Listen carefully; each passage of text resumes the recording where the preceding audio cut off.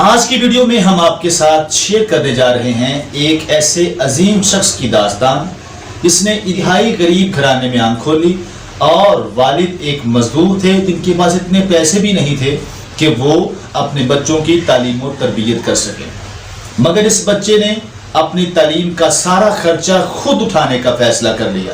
اس بچے نے دودھ بیچنا شروع کیا اور اللہ نے پھر اس بچے کو ایسی عزت عطا کی کہ ایک وقت آیا کہ وہ پاکستان کے وزیر اعظم کے عہدے پر فائز ہوا۔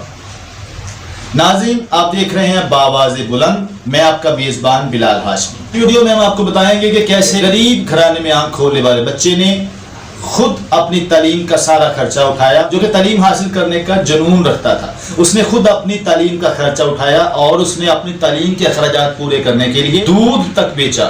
والد ایک مزدور تھے اور ان کے پاس اتنے پیسے نہیں تھے کہ ان کی ذمہ داریوں کے ساتھ ساتھ بچوں کی تعلیم و تربیت کے اخراجات بھی پورے کرتے۔ اس بچے نے پھر اپنی پسند کے اسکول لاہور کے سینٹرل ماڈل اسکول میں داخلہ لیا اور میٹرک انتہائی اچھے نمبروں سے پاس کیا۔ میٹرک کے بعد اس نے اسلامیہ کالج سے گریجویشن کی اور اس کے بعد کالج سے قانون کی ڈگری لے کر پریکٹس شروع کر دی۔ یہ بچہ جو ہائی کورٹ کا وکیل بن چکا تھا، یہ سیاست کے پرخار راستے پر گامزن ہو گیا۔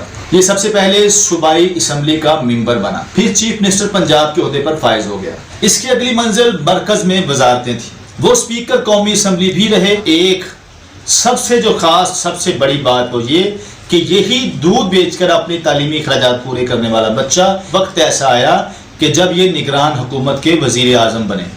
اس سے بھی بڑی بات یہ کہ اتنے زیادہ عہدوں پر رہنے کے باوجود بھی کبھی اس بچے کے دماغ میں یہ بات نہیں آئی کہ میں بہت بڑا آدمی بن چکا ہوں۔ یہ پاکستان کے ایماندار ترین سیاستدانوں میں شامل ہونے والے ملک معراج خالد تھے۔ ناظرین، ملک معراج خالد ایک درویش صفت انسان تھے۔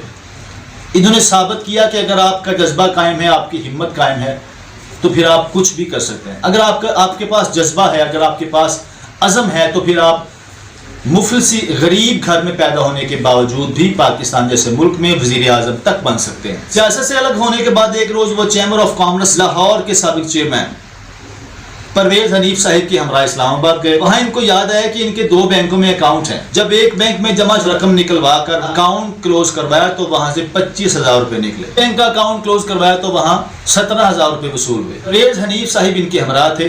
وہ خود ایک کاروباری شخصیت ہے، کم کی وصولی کے وقت بمشکل اپنی ہنسی روک سکے۔ ناظرین، ساری گفتگو کا مقصد اور حاصل اور خلاصہ یہ ہے کہ اگر آپ کے پاس عزم ہے، ہمت ہے، جذبہ ہے، غریب پیدا ہونا کوئی جرم نہیں، غریب مرنا جرم ہے۔ ہمیشہ اچھے لوگوں کے ساتھ رہیں، اچھی سوچ والے لوگوں کے ساتھ رہیں، جن کی ہمیشہ پازیٹیو سوچ ہو، پازیٹیو لوگوں کے ساتھ رہیں، نیگیٹو کے ساتھ نہ رہیں۔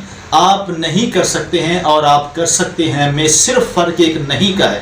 جو لوگ آپ کی ذات کے لیے نہیں کا لفظ استعمال کرتے ہیں، آپ ان سے دور رہیں، اور جو یہ کہتے ہیں کہ آپ کر سکتے ہیں، آپ کچھ بھی کر سکتے ہیں، کے ساتھ رہیں، نہ کہ نیگیٹو سوچ والے دوستوں کے ساتھ نہ رہیں۔ یہ ویڈیو پسند آئی ہے تو ہمارے چینل کو، یوٹیوب چینل کو سبسکرائب کریں اور بآواز بلند پیج کو فالو کریں۔ ملتے ہیں اگلی نئی ویڈیو کے ساتھ۔ السلام علیکم ورحمۃ اللہ وبرکاتہ۔